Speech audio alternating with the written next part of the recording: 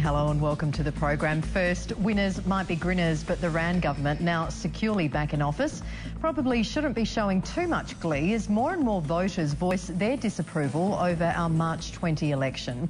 The questions being raised are not just about Labor's dirty tricks, but whether the electoral process itself is flawed.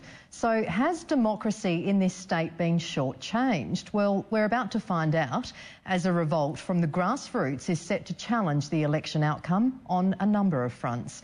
Graham Archer has our report. No, Rand government, we won't accept that. We want democracy.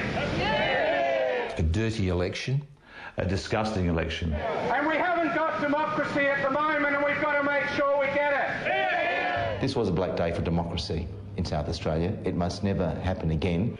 They say politics is the art of the possible, but perhaps we should make that the art of what it's possible to get away with. Is it a moral tactic? Look, I think when it comes to electing governments, the important thing is whether a government will do the right thing by the people of South Australia, and I think you'll find that the Rand government is a government like that. Is that yes or no?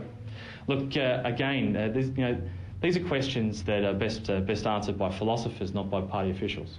This is Michael Brown. He's the mind behind numerous dirty Labor tactics in this election, including the phony Family First stunt. He's the future face of politics, free of any philosophising about ethics.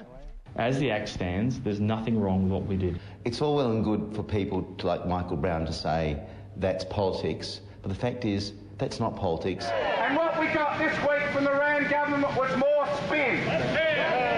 Old-fashioned perhaps, but history is full of lessons which stem from the big folks treating the little folks like fools. I want the winners to win because they were the most supported candidate, not because they rigged or played a game with something as important as democracy. And one of those lessons is that from small things, big things tend to grow.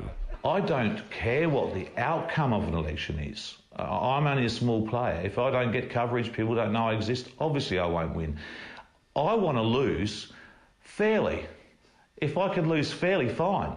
It's a novel idea, but being a small player might be the exact qualification independent candidate Mark Aldridge needs to be an unlikely champion. Pick something out. You got something?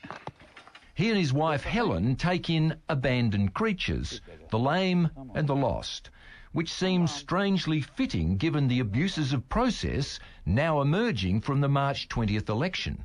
We've got nursing homes and hospitals that didn't have people attend to support them for their vote. We've had people that turn up to vote that weren't allowed to vote. We have had, it must be hundreds by now already that I've heard of personally, that turned up that were no longer on the roll, even though they've been on the roll for years and years. We've had ballot papers not turning up for the postal votes, so we don't know how many people missed out on casting a vote. Mark's personal politics are not the issue here. He once ran for One Nation, something he now regrets. But it's his interest in the health of the electoral system which appears to have made him something of a rallying point.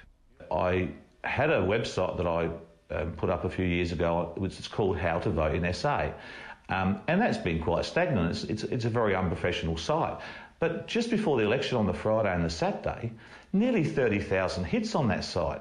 And it's the cynical way elements of the Rand camp have exploited that ignorance that has enraged the electorate. You cannot impersonate or pass off how to vote cards and dress up in other political parties' colours. It's an even more bitter pill given at the centre of this election was the question of trust.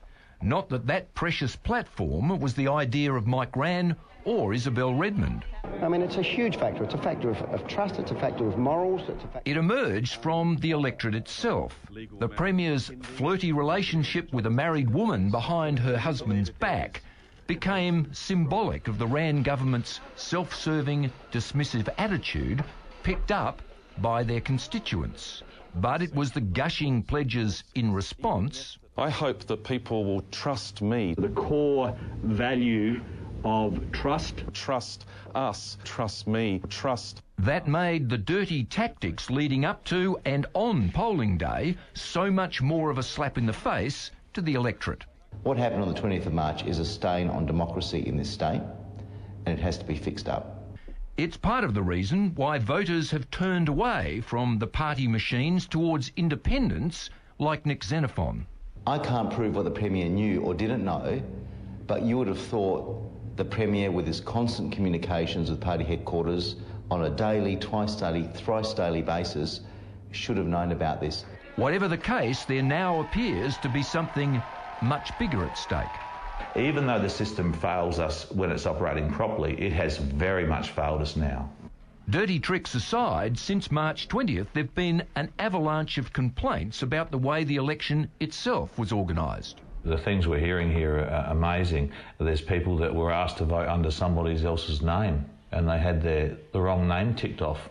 Other people refused to do that and walked away.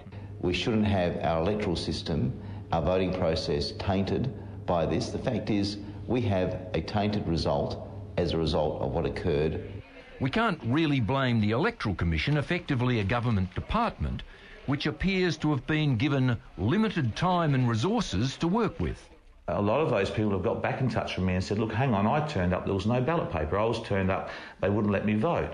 I've had people ring up and say they weren't allowed to enter the polling booth by how they were dressed. The creeping contempt our political operatives have shown towards the public now appears to have infected our most basic right, a fair and honest vote. While spending millions on self-promoting ads, we seem to have got discount democracy. When you arrived at the polling booth, you didn't have how to vote cards in your cubicles.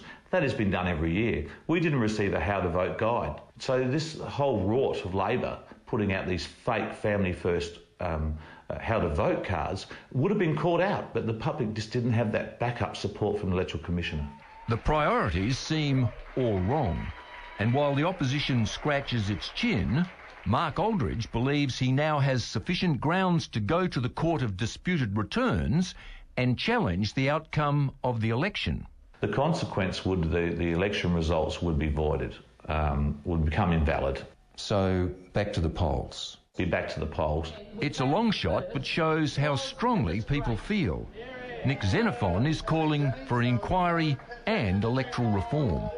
Well, there are parts of this election that were pretty rotten, and that's why we need to change the law to make sure this never happens again, and those responsible for doing anything rotten ought to be held to account.